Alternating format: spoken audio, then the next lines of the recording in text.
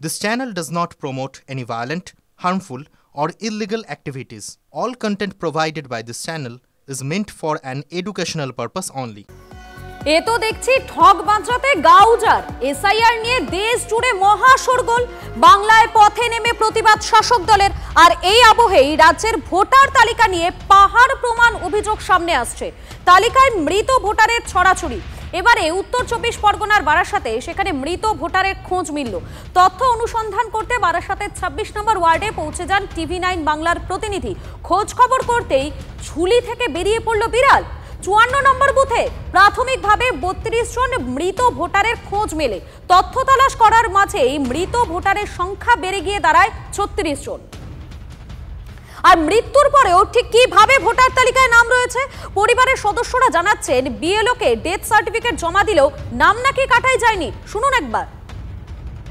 দিলীপ ভট্টাচার্য, ওনার সঙ্গে কথা বলতে চাইছি, যার বাবার নাম হচ্ছে ফকির চন্দ্র ভট্টাচার্য, মারা গেছেন গত বছর 22শে আগস্ট 2024-এ মারা গেছেন। দিলীপ ভট্টাচার্য মারা গেছেন? হ্যাঁ, মারা গেছেন।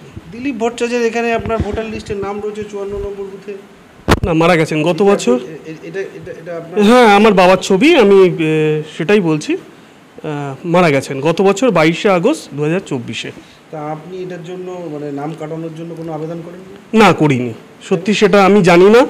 আর প্রাইভেট সেক্টরে চাকরি করি, কি উপায় আছে না আছে সেগুলো আমি জানি না। রয়েছে আপনার ভোটার লিস্টে? হ্যাঁ আছে। আমি গিয়ে খালি যখন ভোট হয় তখন গিয়ে ভোট দিয়ে আসি, এছাড়া ভোটের কিছু আমি জানি না। না, এটা একজন নাগরিক হিসেবে তো আপনারও দায়িত্ব পড়ে যে এই সুবল গাঙ্গুলির নামটা বাদ দেওয়ানোর জন্য ব্যবস্থা। হ্যাঁ, বাদ দেওয়ানোর জন্য দায়িত্ব পড়ে, কিন্তু আমার পক্ষে সময় হয়ে ওঠে না। আচ্ছা, গিয়ে কাকে বলবো, কি বলবো না বলবো, আমার পক্ষে সময় হয় না। শুধুমাত্র স্থানীয় বাসিন্দারাই নয়, ৫৭ নম্বর বুথের বিএলও নিরুপম হালদারের তারও একই অভিজ্ঞতা। নিরুপম বাবুর বাবা নিরাপদ হালদার মারা গিয়েছেন। সেই তথ্য খোদ নিরুপম হালদার বিএলও দেবযানী ঘোষকে জানিয়েছিলেন, কিন্তু তারপরেও ভোটার তালিকায় জল জল করছে মৃত নিরাপদ হালদারের নাম। কিভাবে হতে পারে শুনুন। নিরাপদ হালদারের নাম তো রয়ে গেল তাহলে এই যে ভোটার লিস্টে। এটা আমি বারংবার জমা দিয়েছি, নিজেও ব্যক্তিগতভাবে চেষ্টা করেছি। হয়তো কোনো টেকনিক্যাল ফল্টের জন্য হয়তো কাটেনি, এটা তো আমাদের কিছু করার নেই। এই প্রবলেমটা আমাদের নিজেদেরও ফেস করতে হয়েছে কখনো কখনো। তার কারণ হচ্ছে অনেক লোকই দিয়েছে, মানে এটা হচ্ছে অ্যাকচুয়ালি যে বিএলও থাকবে সে পার্টিকুলার ওই বাড়িতেই যাবে, যে মারা গেছে সেখান থেকে ডেথ সার্টিফিকেট কালেক্ট করবে। গাফিলতিটা কী বলুন তো, এটা তো প্রকৃত অনারিয়াম পোস্ট। এটা তো অ্যাকচুয়ালি এটা যদি প্রকৃতপক্ষে এটা আলাদা দপ্তর করে এবং আলাদাভাবে সারা বছর ধরে স্থায়ী কর্মচারী দিয়ে যদি কাজটা করানো যেত তাহলে মনে হয় এই প্রবলেমগুলো হতো না। নিরুপম হালদার তিনি বিএলওকে ঠিকই জানিয়েছেন, শোনালাম আপনাদের, কিন্তু বিএলও দেবযানী ঘোষ তার কথায় রয়েছে বিস্তর ধোঁয়াশা। শুনুন। এবার আমি তো দিয়েছিলাম, দেখুন অনেককেই ডেথ সার্টিফিকেট দিয়ে করে ইস্যু করে করেছিলাম। হ্যাঁ, কিন্তু ৩২ জন মৃত মানুষের নাম রয়েছে, এটা তো কম নয়। মানে এটা আপনার তো এই মৃত মানুষের নামগুলো কেটে দেওয়ার দায়িত্ব। হ্যাঁ, সেটা তো ঠিক, আমি তো করেও ছিলাম। মানে এটা কি কোনো কারণে, বিশেষ কারণে আপনি আটকে রেখেছেন নাকি মানে আপনি দিয়েছেন হয়নি? আমি দিয়েছি, হয়নি হয়তো। আমার কাছে লিস্ট আছে, আমি কাদের কাছে নাম দিয়েছিলাম। আচ্ছা, তাহলে এটা বেরোলো কি করে? সেটাই। আপনার পরে কি কোনো রাজনৈতিক প্রেশার ছিল? না না। তাহলে এই যে প্রসঙ্গগুলো আসছে, এই ৩২টা লোকের নাম আপনি বাদ মানে রেখে দিলেন, এটা কিভাবে? আমি রেখে দিইনি, আমি ফিলআপ করেছিলাম। শুনলেন বিএলওর কথা, তার কথায় রয়েছে ধোঁয়াশা। আর স্থানীয় কাউন্সিলর তিনি আবার বিএলওর কোর্টেই বলটা ঠেলে দিয়েছেন, যা নিয়ে স্বাভাবিকভাবেই কটাক্ষ করতে ছাড়ছে না বিরোধীরাও। শুনুন।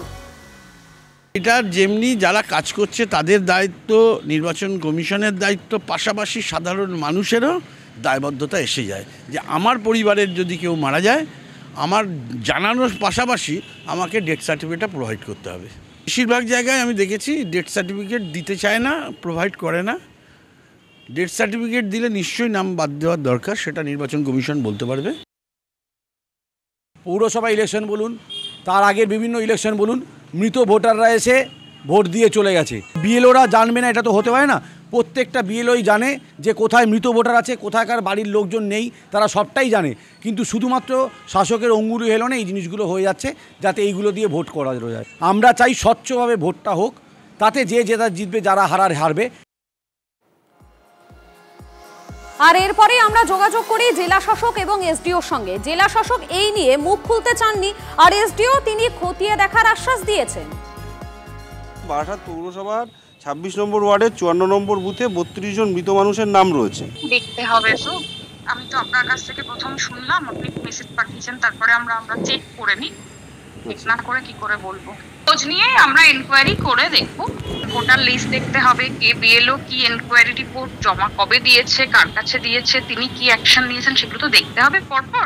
নলেজে আপনি এনেছেন পুরো বিষয়টা, সুতরাং আমরা তো এবার এটার উপরে কাজ করব।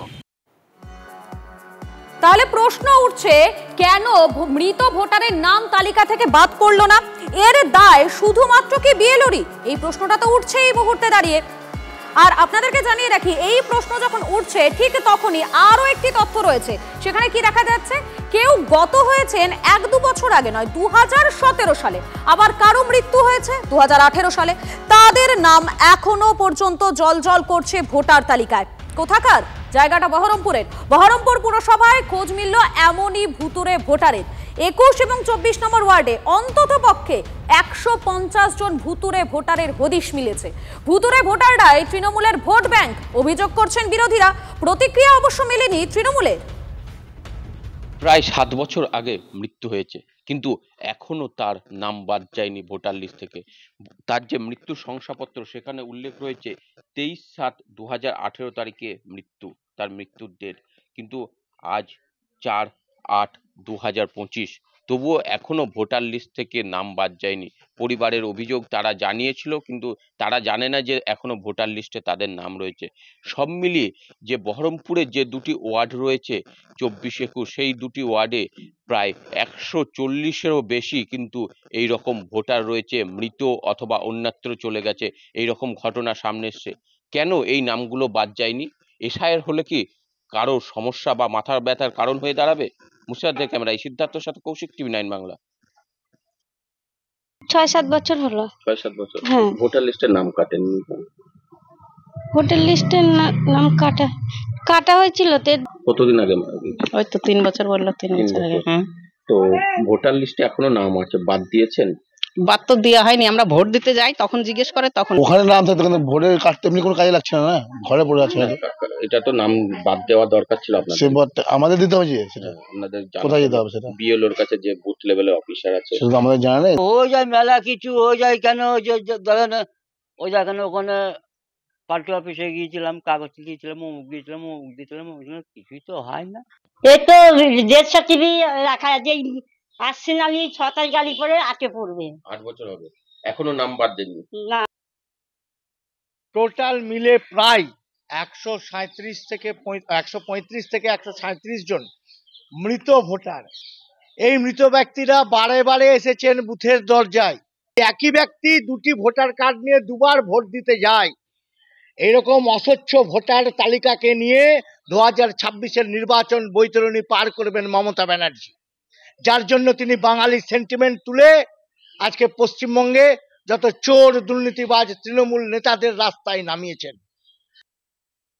চাইছি মৃত ভোটার, অস্তিত্বহীন ভোটার, এগুলোর নাম বাদ যায়। অবশ্যই তাতে যেন কোনো আসল ভোটারের নাম বাদ না যায়, সেটা আমরা অবশ্যই চাইবো, এটা আমাদেরও দাবি। কিন্তু মৃত ভোটার থাকবে, 5-6 বছর আগে মারা যাবে, তিনি আবার ঠিক ভোটের দিনে এসে ভোটটা দিয়ে চলে যাবেন, এটা তো মানা যাবে না। তাদেরকে ভুতুরে বলা হচ্ছে, সেটার পিছনে লজিকটা কি? ভুতুরে মানে যদি কারোর মানে কেউ বাড়িতে না থাকে সেই সময়, তার মানে সে ভুতুরে। যারা বাইরে কাজ করতে যায়, কেউ পরিযায়ী শ্রমিক হতে পারে, কেউ হোয়াইট কলার জবে মাল্টিন্যাশনাল কোম্পানিতে বিদেশে কাজ করতে যেতে পারে, তার মানে সে ভুতুরে। ভুতুরের ডেফিনেশনটা কে ঠিক করলো? যদি কেউ মারাও গিয়ে থাকে, তার বাড়ির পরিবারের লোক কি ডেথ সার্টিফিকেট জমা দিয়েছে? কারণ বহু ক্ষেত্রে এরকম দেখা যায় যে মারা সত্যিই হয়তো গেছে, ডেথ সার্টিফিকেট জমা দেয়নি। আবার অনেক সময় পারিবারিক রাইভালরির জন্য বলে দেওয়া হয় যে উনি নেই বা উনি মারা গেছেন। সেটা ভুতুরে ভোটার ডিফাইনটা কে করবে? কাটোয়াতে সেখানেও ভুতুরে ভোটারের খোঁজ মিলল। মঙ্গলকোট বিধানসভার 276 নম্বর বুথে ভোটার তালিকায় 4 মহিলা সহ 5 সংখ্যালঘু ভোটার। যদিও গ্রামবাসী এবং বিজেপি সিপিএম এর দাবি, সরগ্রাম অঞ্চলের 12টি বুথে কোনো সংখ্যালঘু সম্প্রদায়ের মানুষের বসবাস নেই।